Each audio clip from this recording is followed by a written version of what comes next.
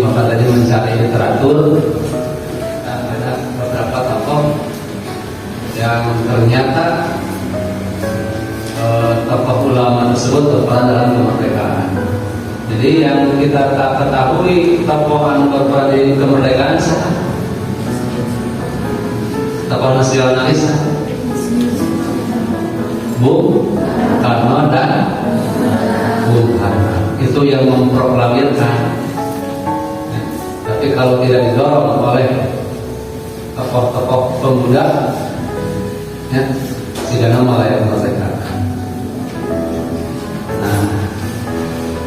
Nah, di sini dituliskan kumpulan tokoh ulama yang berperan dalam kemerdekaan Indonesia. Bahkan dalam pidatonya Insinyur Soekarno pernah melontarkan kata, sering melontarkan kata jas merah.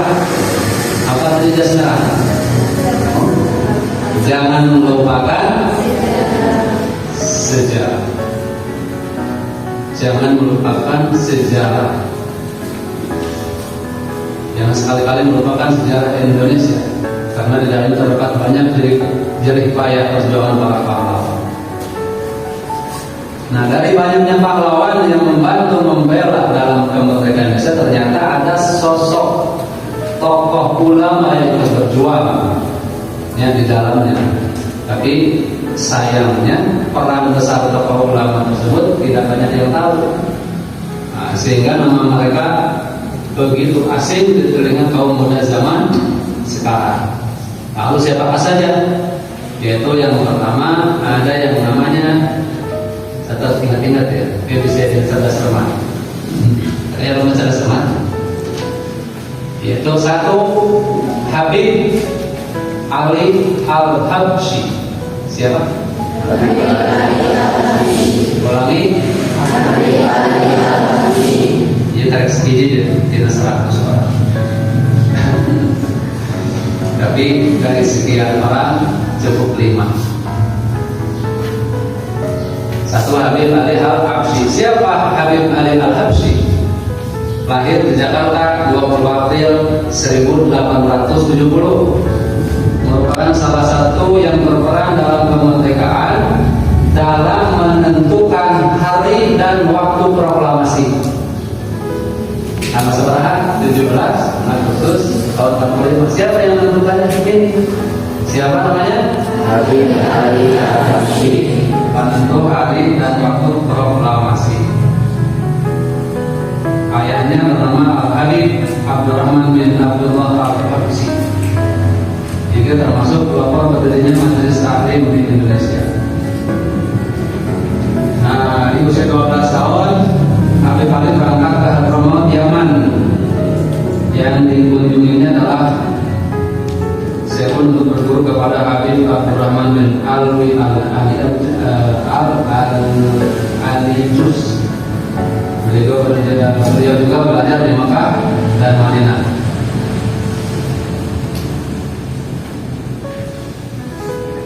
Nah, Presiden Soekarno pada waktu itu sebelum memproklamirkan bertemu dulu dengan Habib Ali.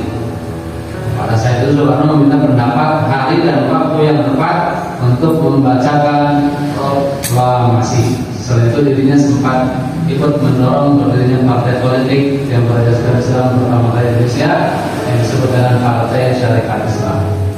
Ya. Kapan? Jadi kunjungan heula Presiden Soekarno teh ka Habib Ali kinten-kintenan iraha dia diproklamirkeun, diputuskeun hari Jumat tanggal 17 Agustus jam 10. Jam 10 kurang seperempat. Yang kedua tokoh ulama yaitu masih Habib Idrus Al-Jufri. Habib Idrus Al-Jufri. Tokoh ulama satu ini memiliki peran penting dalam kemerdekaan sebagai penggagas bendera pusaka merah putih. Jadi menggagaskan bendera yang warna merah kemudian putih adalah Habib Idrus al-Jufri. Lahir di Tarim, Yaman 15 Maret 1892. Dia merupakan keturunan Imam Al-Khawasah bin Abu Bakar al-Jufri. Nah, beliau pernah diangkat sebagai mufti dan khatib di kota Taris Hadramaut pada usia 25 tahun. Jadi pemimpin 25 tahun. Wafatnya di Palu, Sulawesi Tengah 22 Desember 1969. Namun Habib Ali Al-Hashimah dia terkenal sebelum satu tadi siapa tadi? Habib siapa? Habib. Dari Jakarta pasti. Habib nama? Ya, dari mana? Habib Kui Gitan, tapi kan nanti sare motor siapa ya? Gitan. Yang ke mesin kedua tadi ada Idrus al-Jufri, merupakan tokoh pejuang di provinsi Sulawesi Tengah dalam bidang pendidikan agama Islam. Pada usia 41 tahun dirinya mendirikan sebuah lembaga pendidikan Al-Khairat. Tadi terkenal di Sulawesi, Al-Khairat. Tanggal 22 Desember 1969 wafat di Palu, Sulawesi Tengah. Habib Syarif Sultan Abdul Hamid II. Siapa? Habib Syarif Sultan Abdul Hamid II. Sultan Abdul Hamid II merupakan tokoh bangsa yang sangat berjasa dalam kemerdekaan. Salah satunya dalam perancangan lambang negara era Raja Wali Garuda Pancasila. Nah, jadi yang bikin logo lambang Garuda Pancasila adalah Habib Syarif Sultan Abdul Hamid II. Sultan Abdul Hamid II. Apa tadi? Sahan bikin logo lambang Garuda? Baru tahu? Baru. Karena kalau dalam sisa apa? Baru tahu ya orangnya. Sultan Abdul Hamid II. Lahir Pontianak 12 Juli tahun 1913. Merupakan salah satu peserta konferensi meja bundar saat Belanda akhirnya mengakui kedaulatan negara Republik Indonesia. Akhir konferensi meja bundar. Sempat ditugaskan oleh Bung Karno untuk merencanakan, merancang dan merumuskan gambar lambang negara kita. Dan beliau wafat di Jakarta tanggal 30 Maret 1978. Jadi dia Bapak lahir tahun 79, berarti setahun sebelum Bapak lahir Abdul Hamid meninggal. Ini tinggalnya di Pontianak dan Bapak pernah ke istana pada tahun 5 tahun yang lalu itu, kalau nggak salah. Waktu itu ada kegiatan Matul Anwar nasional Rakernas di Pontianak, Kalimantan Barat. Nah, kebetulan di Pontianak sing yang hafal istana Abdul Hamid. Nah, itu menyeberang sungai, ada sungai yang paling panjang di Indonesia, yaitu sungai Kapuas. Jadi di hotel naik perahu menyeberangi Kapuas, menyeberangi terus saya istana Abdul Hamid. Jadi saya lambang Garuda Sultan Abdul Hamid II. Keturunan dari Syarif Abdurrahman bin Husain Al-Badri.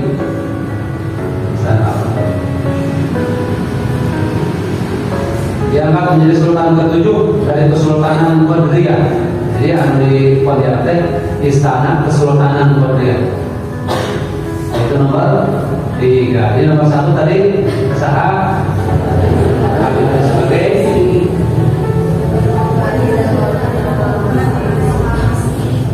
waktu yang kedua itu sebagai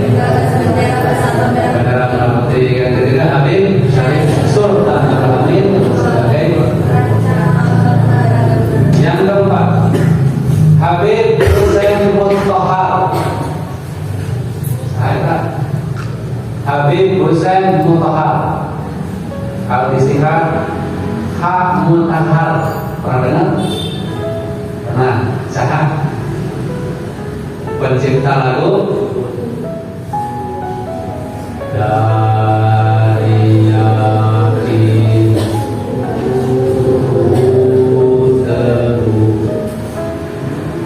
judulnya. Nah, ciptaan syukur itu adalah Habib Husain Mutahhar. Jadi syukur, menyanyikan lagu syukur ciptaan Hak Mutahhar. Hak Mutahhar itu adalah Husain Mutahhar. Habib Husain Mutahhar. Diberikan kehormatan negara bintang Mahaputra atas jasanya menyelamatkan bendera pusaka merah putih dan juga memiliki bintang gerilya atas jasanya ikut berperang gerilya pada tahun 48 hingga 49. Nama Al-Habib Husain Mutahhar menjadi perbincangan di kali itu. Kelahiran Semarang 5 Agustus 1916 sebagai Bapak Pramuka Indonesia ya, dan pencipta lagu kebangsaan. Lagu kebangsaan yang sampai saat ini memandangkan dan terkenal sebagai himne syukur. Kemudian lagu Mas Hari Merdeka, Dirgahayu Indonesia dan 17 Agustus. Selain itu beliau sendiri sempat mendirikan dan membina pasukan pengibar bendera pusaka Paskibraka, tim yang beranggotakan pelajar dari berbagai penjuru Indonesia yang bertugas mengibarkan bendera pusaka dalam upacara peringatan Hari Kemerdekaan RI.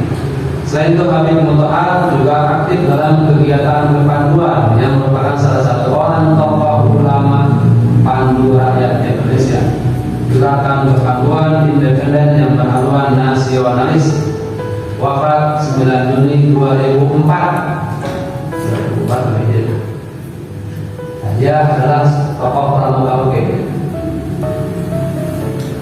Itu nomor 4. Oke, kita melakukan syukur. Nomor 5, Habib Ahmad Assegaf. Siapa? Habib Ahmad Assegaf, tokoh ulama terakhir yang berperan penting dalam kemerdekaan. Lahir di Yaman 1879. Dikenal sebagai wartawan, sejarawan, dan sastrawan keturunan Arab yang terkenal pada masa kemerdekaan. Menyerang pemerintah Belanda lewat tulisan-tulisannya.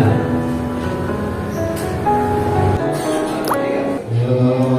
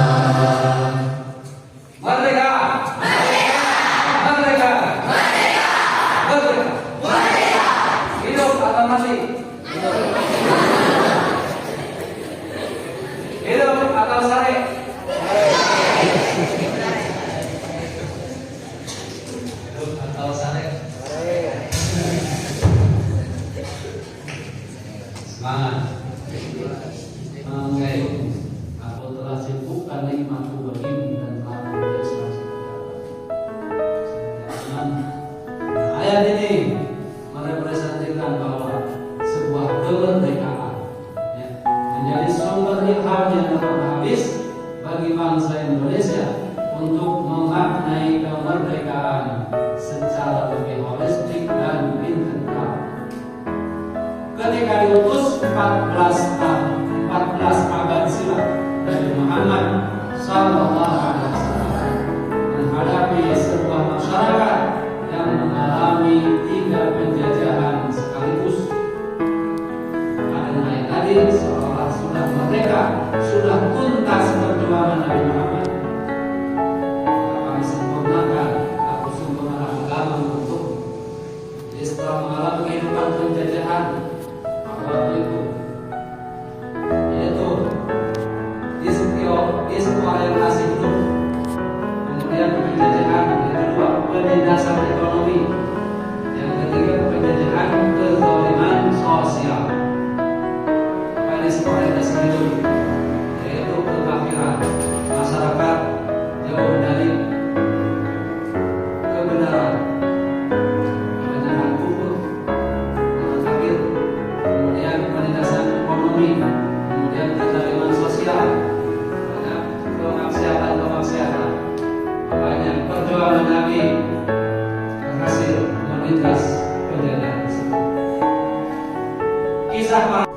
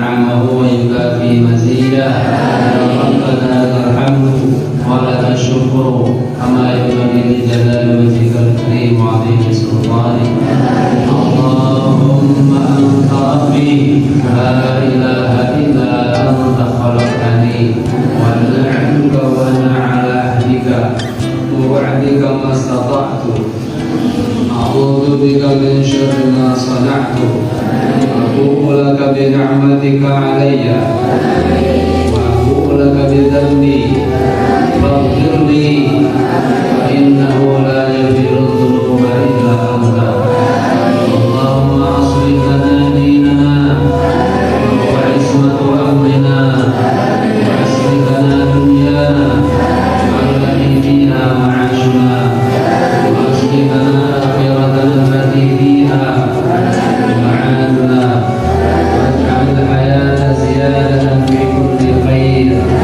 واجعل الموت راحة لنا من كل شر اللهم أحسن عاقبتنا في الأمور كلها واغفرنا من خزي الدنيا وعذاب الآخرة اللهم انصر من نصر الدين وانصر من خذل المسلمين واجعل اللهم بلدنا هذه إندونيسيا والجنوب آمنة مطمئنة وسائر بلاد المسلمين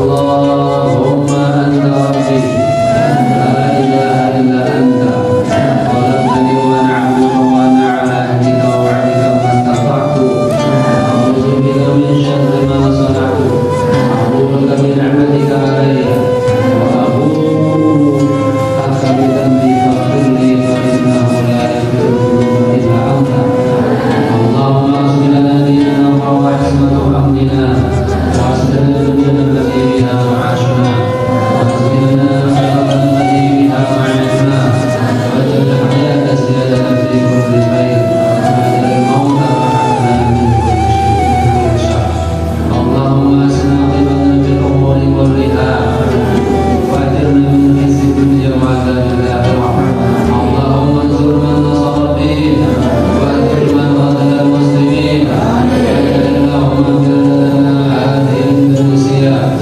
وبلدنا آمنة مطمئنة وسائر بلاد المسلمين اللهم أنت ربي لا إله إلا أنت خلقتني ya Allah Engkau adalah Rabbku tidak ada Tuhan selain Engkau yang telah menciptakanku wa ana 'abduka wa ana 'ala ahdika wa wa'dika mastata'tu aku adalah hamba-Mu aku berada dalam janji untuk mencintaimu ya Allah sejauh kemampuanku a'udzu bika min syarri ma sana'tu aku berlindung kepadamu ya Allah dari keburukan yang pernah aku lakukan.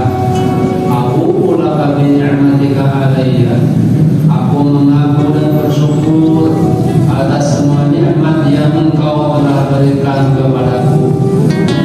Wa abu laka bi dzambi faghfir li fa innahu la yaghfiru dzunuba illa anta.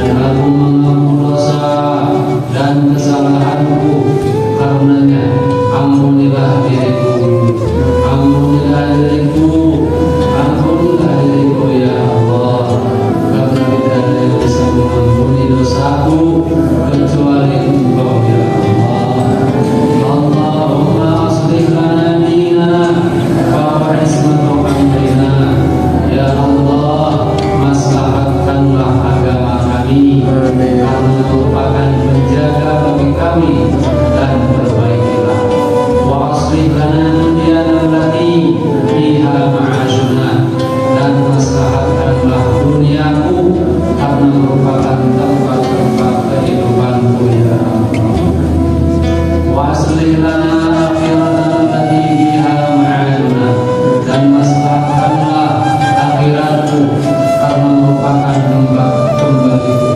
jadikanlah hidupku sebagai sarana untuk memperbanyak kebaikan waj'alil hayata ziyadatan fi kulli khair waj'alil mauta rahatan lana min kulli syarr dan